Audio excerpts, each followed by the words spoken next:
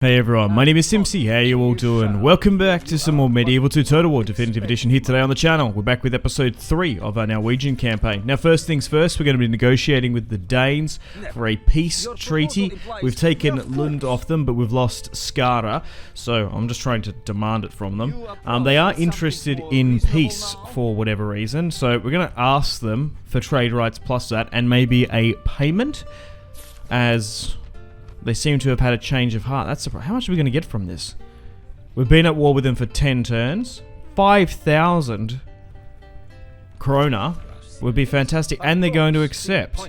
So 20 turns in, we're going to make peace. We do have Lund down there as a, well, exclave now. It's not attached to Oslo.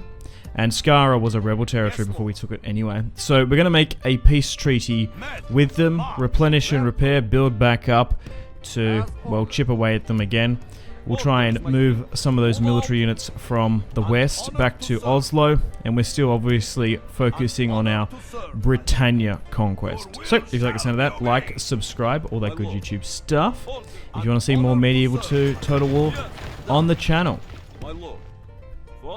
Okay, back here in the British Isles, King Magnus is building more construction projects and building back up.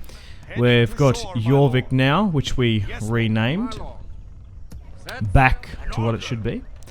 We're still at war with the English. Now, I think we'll go for Nottingham here, but I might have to auto-resolve because I don't think the catapult's going to last going through a fortress, even though there's only 4 units. Who is this? Lawrence 43, Lawrence of Arabia, 8-star commander, far out. We do outnumber them though, like 4 to 1. So we'll take the auto-resolve, and only losing a couple hundred there. We'll sack and take Nottingham, and that's going to be such a huge choke point here in the Midlands. Like, we're going to be laughing with this fortress. We're going to be able to project so much power in England now. Okay, going to negotiate with the Teutonic Order here. Now, they have an alliance with the HRE. We'll try and get one with them. They are at war with the Danes in Poland and Lithuania, so they are going to narrowly accept by the look of it.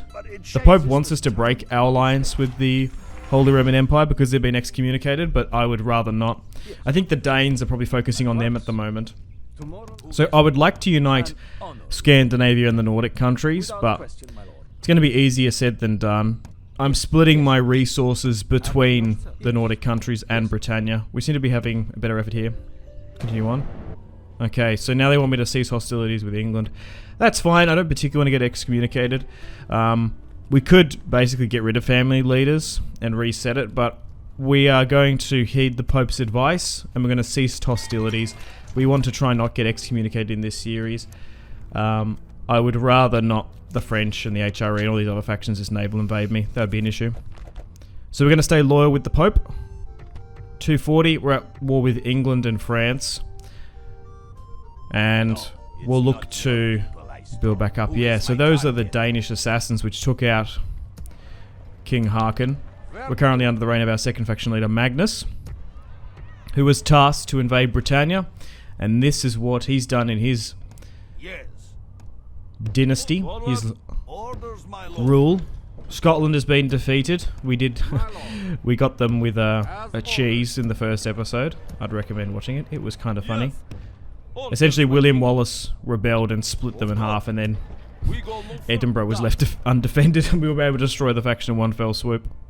So, we are slowly but surely growing our family tree, and for now we're going to make plans and preparations to build up and then push against England once the cease hostilities is done. King of Jerusalem is dead, 22 turns in. So basically we're going to be burning, what, 5-10 turns here? It just depends. But it allows the other nations to build up at moments. We have to wait 5 turns before we can have another fight against England, which is a little bit annoying. Okay, so I should be able to get rid of those assassins though. We've managed to recruit half a stack from our territory in the west, so let's bring that down. We might even try and get a full stack to Lund, because it is a little bit vulnerable. Magnus is sitting in Nottingham. Let's continue on. A new pope has been elected. Oh, that's good. And that means the HRE have been reconciled, but they've declared a truce. England and France are at war. Nice. So that mission should be gone then, eh? Oh, we can call a crusade. Pontifex of Venice. Let's call a crusade on Lithuania. We might get lucky. Let's negotiate with Hungary here for trade and map. No, they're not interested, unfortunately.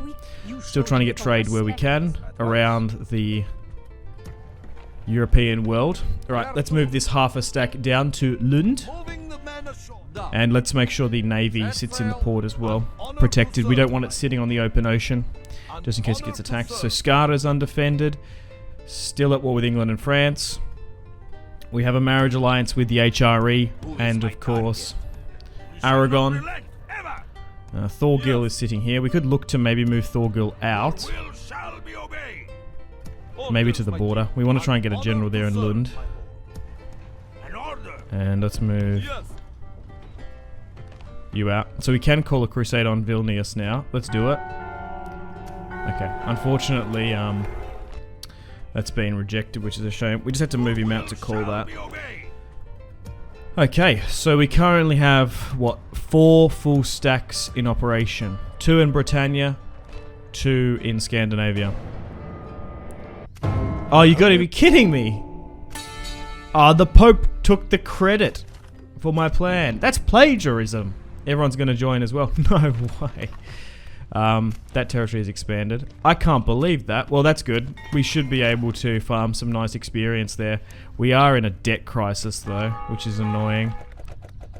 Now, one of the best things about being on Crusade is you can get some access to some really high-tier units if you pay, but we're not going to be able to because we're massively in debt. Heaps of princesses there we can look to get negotiations with. So let's move you to Lund. Actually, you know what? How about I allow Lars to go on Crusade? Because he's going to be closer to land in the Baltic there. We are going to have to trespass through Teutonic Order territory, but we've got an alliance with them, so it shouldn't be too bad. So let's get our army here. And let's send a full stack to go and deal with the pagan Lithuanians. It might be cool having a piece of territory there on the Baltic Sea. Alright, war has been declared, and let's get Lars to go on Crusade. Hopefully that doesn't muck things up script-wise, because the first Crusade in a Stainless Steel series really should be Cairo.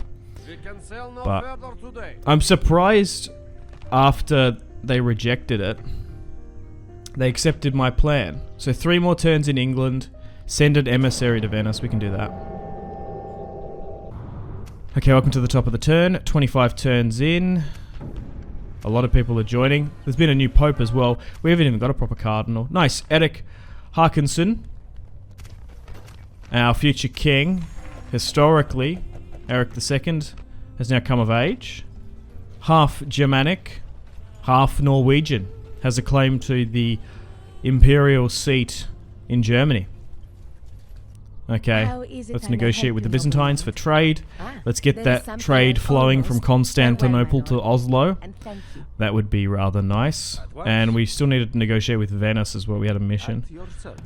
Okay, let's negotiate with the French. Oh, they're interested in peace now.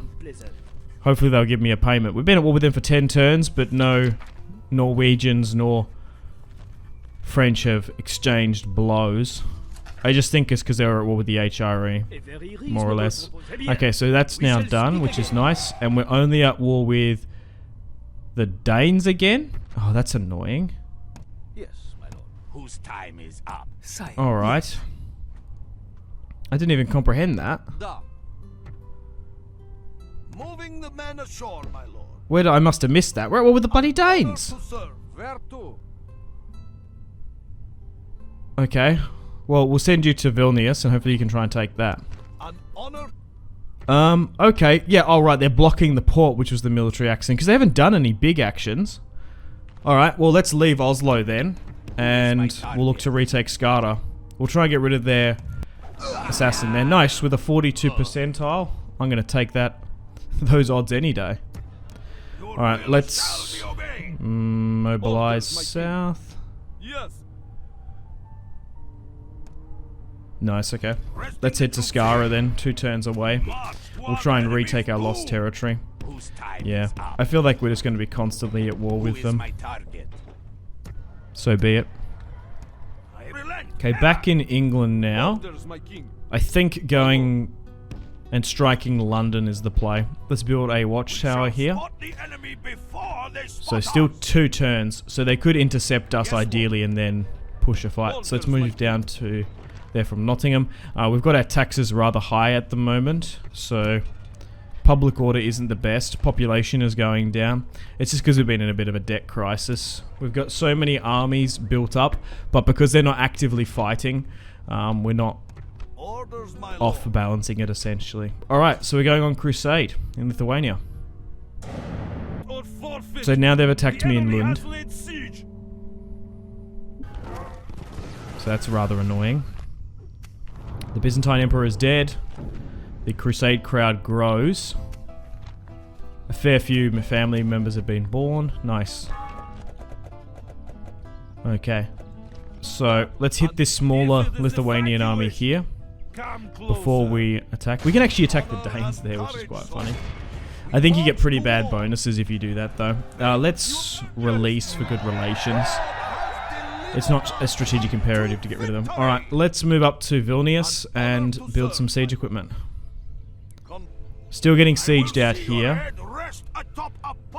Scara has 3 units in it, so let's get Thorgils to move. We should be able to hit it in 1 turn. Let's move my assassin further south. Can't get any more territory here. And we are looking to probably attack London and the English, so not too much is going on in Scotland. 1 more turn. Oh, okay. During the end turn phase, we've been attacked here by the Lithuanians. Oh, damn. So we got an opportunity here to take Vilnius if we win, the Grand Duke. Okay, so we're slightly outnumbered. Let's fight this one upon the battlefield and see if we can get a victory against them. Take courage, men. God will be Not favoured to win this one, 60-40. Looking at the topography, low ground then high ground. Let's see how we do against the Lithuanians. We are fighting the pagans for the first time. We fought Danes, we fought Scots and Englishmen. This time around, fighting the Norwegians. What? The Lithuanians as the Norwegians. It's going to be interesting to see how we perform. In my Novgorod Russian series, the Lithuanians were one of our fierce adversaries. Their unit roster is amazing. It counterbalances mine so much. We'll go into shield wall as well. So that's where the reinforcements are coming from. So we've got an opportunity here to crush a enemy captain and general unit. So let's try and do that with my cavalry. 27, 55, then 32 with Lars. So we'll go after those noble sons heavies. Ugh. I'm surprised no one's coming out to help us. I don't know why. It's interesting that the anti-player bias chose us, of course. There were so many other factions to get chosen. I'm assuming it was that. Alright, let's get a good solid charge here with Lars Chimets, one of the illegitimate sons of the king. Going on crusade because he was closer from Lund. We have left it exposed now. We did move 1 stack away, so it's unfortunate that the Danes took the advantage. But to be fair, they sent their king. Nice. So we just got rid of the enemy captain. Yeah. If it was my general unit, we would be in a... I reckon there would have been a morale tick. Okay, so looks like those additional reinforcements are coming in on the right-hand side here. We still want to hold this high ground. Just quickly rotate. And match it. There we go. And then we'll see how we go. Ooh. So we're still not favoured to win this one exactly. It's going to be tough. So shield wall and hold. So if we can win this, we should be able to march into Vilnius. This would be a really nice capital for us to take. It is landlocked. I would prefer maybe Estonia, which the Danes currently hold. And they're Visby as well, Gotland. They have a fair few pieces of territory. I wouldn't be surprised if they have Turku in Finland, potentially. Okay, so let's move my cavalry here in the forest. Keep them covered, and we might be able to strike some archers, potentially. But most of my units are still tier 1. We do have some limited Viking Huskarls, but this is going to be a real test for us against the Lithuanians. I want to see how we perform. Shield wall, hold, get my archers to pepper them up as they come. High ground, they are attacking us at the end of the day. Here we go. Lars has a massive opportunity here to be a Viking pagan crusader. Let's slightly make this a little bit better. I did have 2 units on the left and right in the second line, but I think uniting up now is a bit better here. Alright, form up. Here comes a cavalry unit. Some of my archers are starting to loose. Alright, here we go. So, light cavalry 62 are now charging. The Viking Huskarls are not holding. Against a light unit? Oh my god. Okay. Let's send my general unit in there, but that's not a good start. Our men are winning the battle. Oh, my archers are starting to bug here now. Well, they're moving a lot more than what I'd like. Oh my god, they're just charging cavalry right into my front. And they seem to be breaking them quite well. Oh no! Here come the Lithuanians. Hang on. Oh my.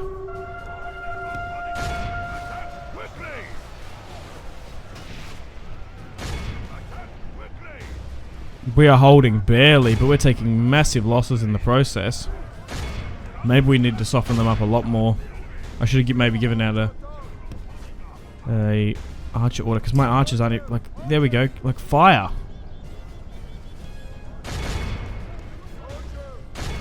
I guess I'm sort of used to the responsiveness of the archers in Rome too. There we go. Jeez, okay. We're in a really bad position here. My front line is crumbling to Lithuanian lights. And now here come the infantry.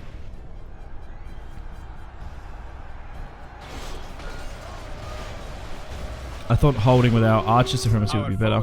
Our foe is gaining the upper hand. Sure as shit they are. I know Lars isn't the most competent commander, but geez. Oh my god. I think it's GG's. We might be able to kite, maybe. Oh my god. Oh no. This could be an absolutely catastrophic defeat. Lars is not the most significant family member, but it's a full stack being melted away here. Oh no. Wow. Okay. I'm surprised. Yep, and now Lars is dead. No. And now it's fully griefed. And there's nowhere to run to either, because well, they've got no allied territory to run to. Oh, maybe the Teutonic territory, they might be able to find some refuge. But no, clear defeat. Unbelievable. I'm a little bit gobsmacked of how terribly we performed there. We can't pay the ransom either. Oh no, our forces just melted away. Where are our allies? Did they hatch a plan? Well, it might help our debt situation. Oh my. More of them grow. Okay, so we've successfully done that. Lars Chimitz is now passed. Well, that's unfortunate. Oh no, what a massive setback. That's really left us vulnerable in Scandinavia now. And his line has now died out, along with Jens. Alright, let's negotiate with the Venetians to get trade. We're going to need to try and make some of that money back. 2 units of spearmen. Alright, well, unfortunately on that note, it's time to wrap things up here. Thank you very much for watching. Hope you've enjoyed episode 3. Stay tuned for episode 4 coming out soon. We're going to try and, I don't know, we're probably not going to commit any more to that crusade. We need to get the navy back. We're going to focus on the Danes and England, I suppose. But yeah, you win some, you lose some. That's Total War. The Lithuanian unit roster is still plaguing us in this particular campaign. It's so good. Alright, unfortunately guys, gotta wrap things up. Make sure to take care of yourselves. Have a fantastic rest of your day. I think we just sandwiched that unit there. Anyway, I'll see you in episode 4. More Total War campaigns on the channel, of course. Alright guys, thanks.